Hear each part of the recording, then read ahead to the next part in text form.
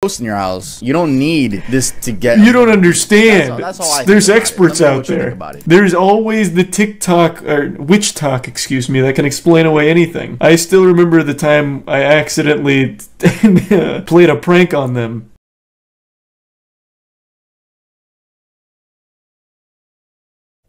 Yeah, you know what? We can watch the new Tub tonight, actually. Disappearance of Lars Mitek. Legitimately one of the worst. On July 2014 at Varna Airport in Bulgaria, German man Lars Mitek was on vacation with 4 friends at a resort called Golden Sands. This resort was popular among visitors on the coast of the Black Sea, and it was a fairly cheap stay. Specifically, Lars and his friends were staying at Hotel Viva Club within the resort. Everything was going great, and they spent their time hanging out on the beach, drinking, and other things of that nature. Though things took a turn about a week later when Lars got into a fight at a 24-hour McDonald's. Lars, a fan of the football club Werder Bremen, had differences with fans of Bayern Munich. He then parted from his friends outside the restaurant after leaving the bar. And I still think it is extraordinarily lame to get in fights for the sake of a team you like in a sport. People like to pretend that, you know, liking sports isn't nerdy, but you do exactly what people on Twitter do, but to the next level. Like for anime, you do it for sports, but like an actual fist fight and ruin your life over it. I think that's just as nerdy, if not more nerdy. Thanks a bit, Bobby.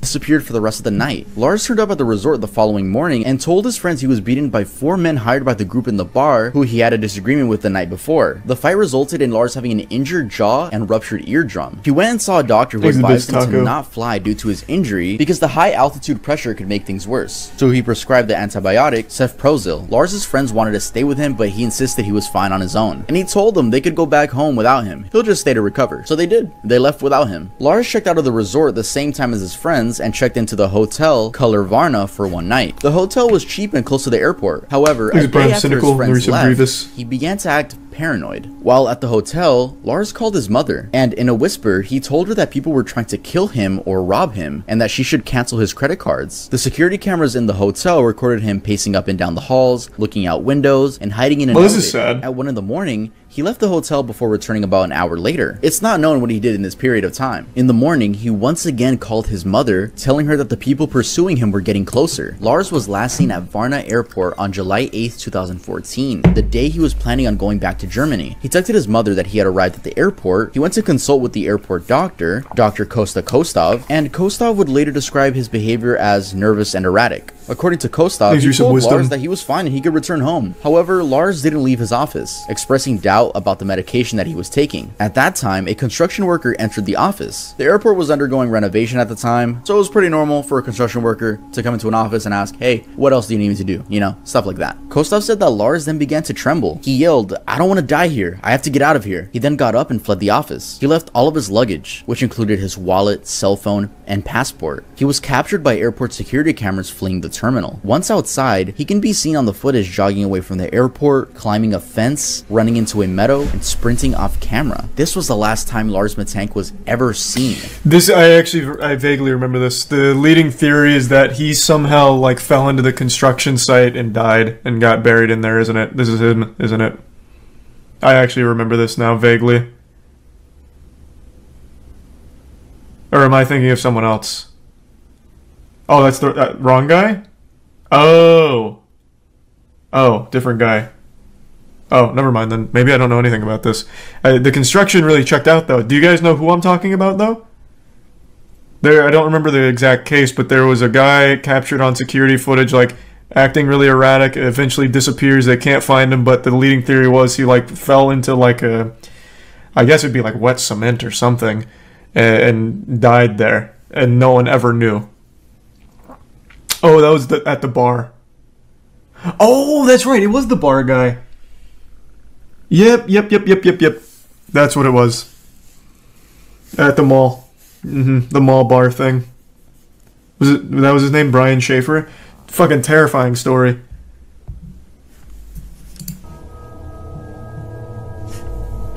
Thanks, resub Drew. In the Prime. Koralpsby. Oh, that was super wholesome, Drew. A lot of people think that he just got brain damage from the fight and that he just went insane after that. The running into nothingness, it's so scary. It's so, and then never being seen again, bro. Truly horrifying. Imagine the last place you're seen is through a 180p security camera. Jesus, like that sucks. That sucks so much. Wow. It does suck. Move on to the next one. Oh, wait, there's not even like a theory around what happened to him. I mean, that's it. Man just straight vanished.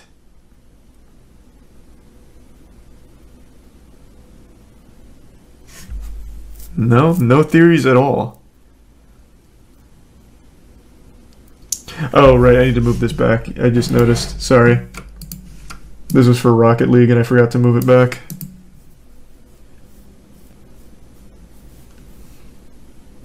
These are the bits regular. Talking about like disturbing security camera footage really makes me it makes me want to write, but thankfully Jesus Christ, this is such a bad fucking ad. You guys gonna thanks to 5 gift subs, Isaac. But thankfully, resub Froggy. we have the Earl notebook. We sell notebooks at earldoesn'texist.com. This is not our specialty. This is like a thing for the fall drop. This is never gonna be sold again. It's not our main thing. I just needed a segue to what a weird segue after the disappearance of a guy. Make you want to write. We have zip up hoodies. Yeah, look at that. A zip up hoodie. Maybe y'all don't like pullover hoodies. That's okay. We got zip ups. We have so many things at the store. Please make sure to visit earldoesn'texist.com. Sometimes YouTube, my boss, gives me limited ads. Slap my popcorn. Demonetization. You guys buying from Earl helps me a ton. It helps. It's genuinely like the #1 way to support me. Thank you guys for buying at Earl. We have that goal of being a mainstream brand one day. Make sure to go shop at earldoesn'texist.com and get yourself something nice for fall. But the guy vanished because he didn't buy my merch. Jameson family disappearance. On October 8th, 2009, in Eufaula, that's the leading Oklahoma, theory. A family of 3 went missing, and till this day, no one knows what led up to their mysterious deaths. Bobby Dale Jameson, his wife Sherilyn, and their 6-year-old daughter Madison seemed to live pretty normal lives until family members noticed they were gone. A police search began and their truck was found in Latimer County, which is an hour away from their home. In the past few months, the family had been looking for 40 acres of land to buy, where they planned to live in their storage shed. But the items found in their truck indicate that they weren't planning on disappearing forever. Inside, investigators found their IDs, wallets, phones, Sherilyn's purse, and even the family dog, which was alive but extremely malnourished. Dude, this thing is choking me. Y'all, leave a like, because I'm getting choked, bro. Leave a like, subscribe, buy Earl. Y'all know what to do. They also found $32,000 in cash, and police still don't know where they got that money from. Some investigators suspect that they probably just took it out. Selling or buying drugs, but also, why would you take your daughter to a drug deal? Doesn't really make that much sense. Not only that, but in a cell phone in the car, they found this creepy photo of the daughter in the woods the day the family disappeared. It was impossible to tell from the condition of the truck if they had left voluntarily or had been forced out of the car by someone else. A search party was formed and investigators combed through miles of woods and surrounding area looking for any trace of the Jameson family, but nothing was found. On November 16th, 2013, 4 years later, just 3 miles away from where the truck was parked, hunters stumbled upon the partial remains of 2 adult skeletons and 1 child skeleton. Forensic testing proved that it was the Jameson family, but due to how decomposed the bodies were, they couldn't find a cause of death. So the police decided to open the case back up again and check through the family security footage. What they found was extremely odd. In the video, the couple is seen going back and forth between the house and the truck, packing up their things, and in the video they didn't interact once, and they seem to be bringing and taking the same stuff from the house. Prior to their disappearance, Bobby Dale had gone to his pastor and claimed that his home was haunted, saying that he had 2 to 4 ghosts. Oh, Jesus Christ. Sherilyn had also purchased a satanic Bible, allegedly as a joke. However, Bobby Dale confessed to his pastor that that's definitely a murder-suicide. That witchcraft may have been a factor in their deaths. Sherilyn's mother believed that the Jamesons had somehow gotten involved with a cult and were murdered by violent members. But she never named the cult, and there's no evidence supporting that theory. Nah, I think that's definitely like a murder-suicide. On That's January 10th, fucking 2019, awful. in Birmingham, which is in the United Kingdom, a thief was caught on an inner home security camera. First, he triggers the patio light, which he doesn't care about, and then shines his flashlight inside the home to see what he can take. He then proceeds to pick the lock on the sliding glass door, and eventually is successful. He slides the door and listens in for a while before leaving the scene in a hurry.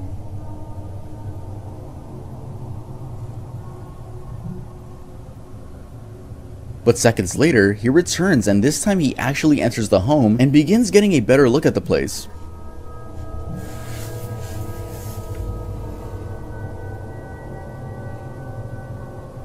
Then the house alarm goes off and he makes a run for it for good this time. Keep in mind, the homeowners were in the house the whole time. They were upstairs and they were fucking horrified seeing how deep someone got into their house. One of the homeowners explained on Facebook, "So last night at around 12:30 a.m. we got broken into by this scumbag. Luckily he fled by our house alarm but still managed to break our patio lock completely and get into the living room. Absolutely mind-boggled that someone was in my house while I was asleep. We noticed a car come down the road and pass our house twice just a few minutes before this man ran up our drive. The car looks like a black BMW 1 Series. CCTV also shows he has a funny limp with his walk. Someone must recognize this. Honestly gutted. Hopefully this... Does he have a limp? It didn't look like it. It looked like he was sneaking like a cartoon character. How quiet the thief was and how deep he got into the house. And luckily for them, they had a camera inside the home, which I don't really see most homes do. It's usually businesses that have inner security cameras. The person was never caught, in case you're wondering. I mean, they're wearing a mask. You can't really do anything about that one. But yeah, I thought this was a scary one to add to the list. Let's continue. Ghosts. That one's like something out of Mr. Nightmare, like the actual footage stuff. Caught on security camera footage. A lot of people think these are ghosts or souls, and this is how they appear in video. Just bright balls of light that the human eye can't see. Some people like to see it as their loved ones visiting them, but we'll never really know. Though it is interesting how many orbs are caught on camera. Moving on to more creepy stuff are actual like ghosts caught on film. Now there are many of these cases. I think most of them are fake. I'm not gonna lie, but I'll show you some that I think could be real. I want to be convinced. I've been wanting real evidence. People just try to fake it to get clout, you know. So I got some genuine ones for you guys. Here we have a video taken by a mother of a little boy on his bicycle, and if you look closely at the balcony, you can see the shape of a little child. This took place in England, and the a little child. I thought this was like the ghost of like Charles III or something up there. That's a kid. What's he wearing? A suit with like a flower in his pocket? That's not a kid. That's an old monarch. In England, and the property dates back to the 19th century. A Jedi. The mother asked officials about the figure, and they said only security was in the building at the time. And I don't think they have 4'9" securities guarding the place. The next clip is from 2019, and I'll just read how the video starts off. The following clip was filmed while my mom and I were on vacation. We decided to leave our cats home alone for the few nights we would be gone. We scheduled a house sitter to come by and check up on them every other morning. When we arrived back home, we noticed a strange change in their behavior, so we decided to review the footage. Now they're bipedal. One of the cats already seemed startled, and they bench press. Starts, and if you look at the right side of the video, we can see a shadow walk past the hallway.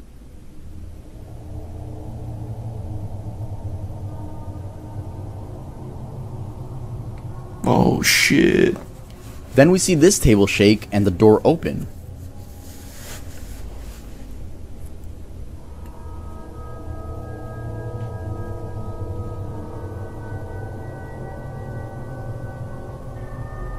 The video ends with this title card. This happened December 18th, 2019. We decided to wait before releasing the footage publicly. Please share this video. We are still looking for answers. Okay, while I was writing the script down, I realized this one kinda seems fake too. Sorry for saying these could be real. But I mean, why beg people to fucking share the video? What the fuck are they gonna do? Get Bill Nye the Science Guy to fucking, oh, it's scientifically proven. Like, no. Like, you have ghosts in your house. You don't need this to get... You don't understand. That's all I There's experts out there. There's always the TikTok, or Witch Talk, excuse me, that can explain away anything. I still remember the time I accidentally played a prank on them with the haunted egg video. That was unlucky. They were not happy about that, but god damn it, reading those or watching those responses about like, finally it's confirmed, was pretty joyous. If anyone remembers that. That wasn't even on purpose.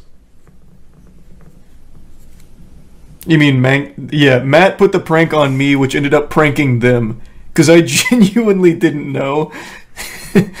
God, that's still so embarrassing. Banger, though. Banger, though. Okay, but this next one I think was 100% real. Like, actually 100% real. This footage literally gives me chills. Apparently, this family in 2019 thought their house was haunted, and they had been experiencing paranormal things. Like, for example, the mother said she felt someone's hands on her neck while sleeping. The footage shows a figure walking by the baby's crib, and the baby ended up with a scratch on her face the morning after.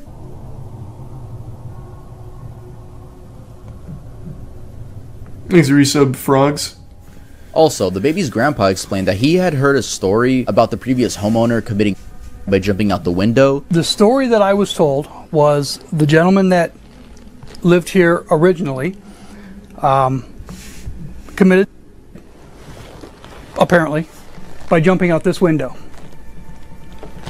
But then they showed the house, and I think you could break your bones but not die from this. Also, fucking scary place to own a house? Literally in the middle of the fucking woods. The That is a fair comparison. house from Courage the Cowardly Dog seems safer than this. Fucking I will agree, this is a fucking weird house. Where do you even find a listing for this? This looks like a shed that someone just stumbled upon. They're like, yeah, I can sell this. What an interesting abode. The house from Courage the Cowardly Dog seems safer than this. Woman in handcuffs. On August 24th, 2018 in Montgomery, Texas, security camera footage caught a woman in handcuffs. Oh, I actually remember this one. This one's just legitimately It was sad. about 3:20 a.m. and the frightened home resident called police, saying that there was a woman wearing what looked like restraints with no shoes, and that she was ringing their doorbell late in the evening. The footage went viral, making national news. At first, no one was able to identify the woman as police searches intensified. Local officials were worried that something may have happened to the woman as she appeared to be in distress in the footage. 5 days later, on August 29th, the woman was identified as 32-year-old local resident whose name was kept private for safety reasons due to suspected domestic violence. She told police she had been sexually and that the broken restraints on her wrists were bondage cuffs. A lot of details, but I was scared at the time, and that's what caused me to ring the neighbor's doorbell. I believe in my heart that is not who he truly is, so I don't want...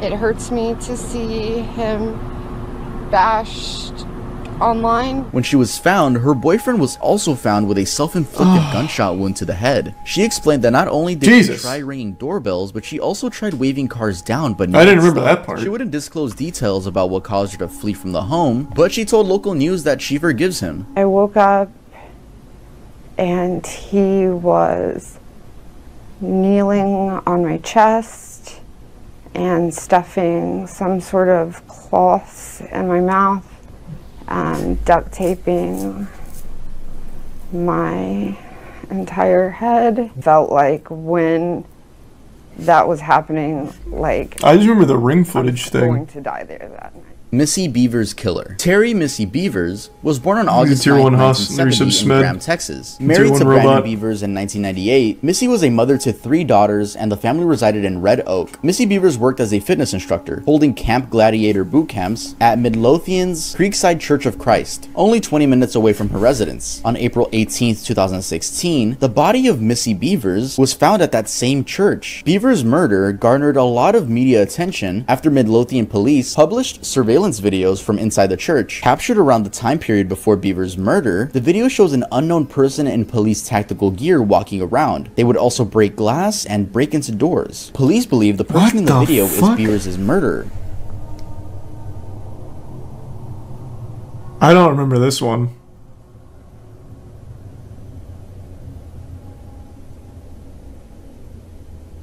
Where can you even get tactical gear like this without being a police officer? Initial case, but it's not solved yet, and I don't know if it ever will be. Before dawn on April 18, 2016, there was a heavy thunderstorm. The night before her murder, you can buy that on Amazon? That the fitness class would be held inside, as opposed to the typical site at the parking lot. That looks official as fuck. Surveillance tapes arriving at 4:18 in the morning. Shortly after 5 in the morning, a student entered the class, stumbling upon Beavers' body. She was pronounced dead not long after the police arrived, and she was found with several puncture wounds to the head and chest. A police warrant alleged that these wounds were consistent with tools the suspect was carrying throughout the building. Although police did not confirm whether it was a weapon of murder, the hammer was found alongside other tools near her body. At first, the investigators were sure the suspect was a man. However, as time went by, more and more people had begun to suspect that it's actually a woman under that costume. Investigators shared another potential clue. The suspect appeared to be walking slowly, sometimes steadying themselves with the wall and having trouble moving their right foot or leg. In 2021, a forensic podiatrist contested both claims, alleging that the walk was affected by the weight of the gear and the weapons, and there's no relationship between the walk and the gender. Initially, a reward was set at $10,000 before doubling to $20,000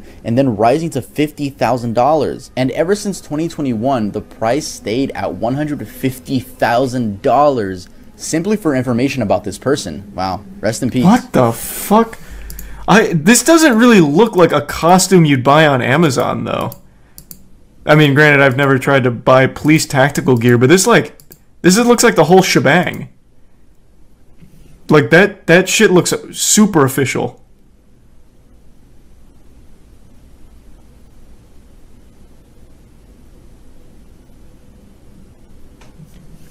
It's 240p video, what are you on about? Look at the size of this shit! It looks like there's a bulletproof vest under the initial vest. I mean, I guess it could just be shitty quality, but she looks like he or she looks like the Juggernaut from Call of Duty. Usually, like, police outfits that you'd find at Party City and everything look a lot flimsier and shittier than that. True, I guess they could just be rather large. I'm assuming it's all the equipment, but yeah, they could just be a large person, I guess.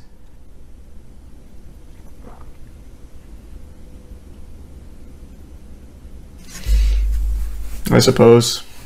Not that intense. I don't know. I'm pretty impressed by it. It seems like official gear. At least compared to the other shit you ever see from, like, police costumes that you'd find on Amazon and eBay. $1,000 simply for information about this person. Wow. Rest in peace. Disappearance of Meta Valentine. Airsoft cosplay. True. The Tacticool equipment. Correct me if I'm wrong, though. I'm not deep into the airsoft community. The people that dress up in the Tacticool stuff, like the actual Tacticool stuff, legitimately have connections to the real distributors, right? I remember watching a video about one of them getting into a fight and him talking about his connections to, like, the actual enforcement agencies and the distributors. I don't know if that's something just a normal civilian can buy.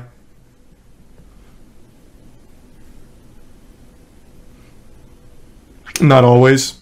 Okay. Maybe it was just that one guy then. After she failed to show up for Bible study. The last footage of her was this surveillance video taken from outside of her apartments. Thanks, Resub CJ.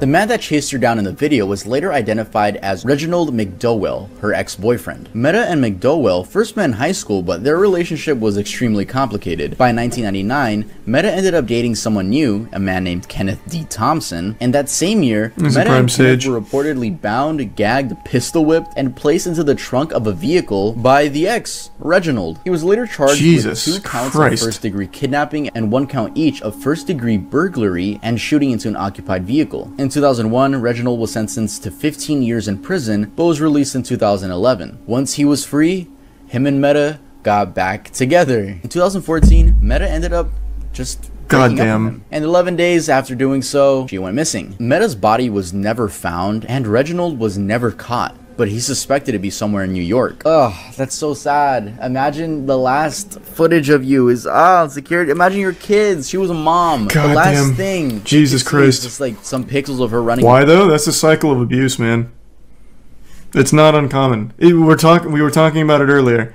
I thought it was 5, but I guess the number 7. It usually takes someone 7 attempts to leave an abuser before they finally actually leave an abuser. Everyone likes to make it sound like it's so easy, like, well, just leave. Just get the fuck out. What are you doing? Just leave. It really isn't that simple. It's just not. And it never has been, never will be. Wait, that's horrible, that's horrible. But yeah, rest in peace, sir. Supposed alien abduction caught on film. In 1996, the TV show Paranormal Borderline had a submission that contained a VHS tape and a letter. The letter told the story of a worker who appeared to have been abducted by aliens. The footage shows 4 angles of different sections of the warehouse. The top right one is the one we'll be focusing on. We see a worker leave the gate at 11 p.m. and then boom, a flash of light knocks all the cameras out and only come back until 1 in the morning. Then we see the man crawl back, vomit, then leave the scene again.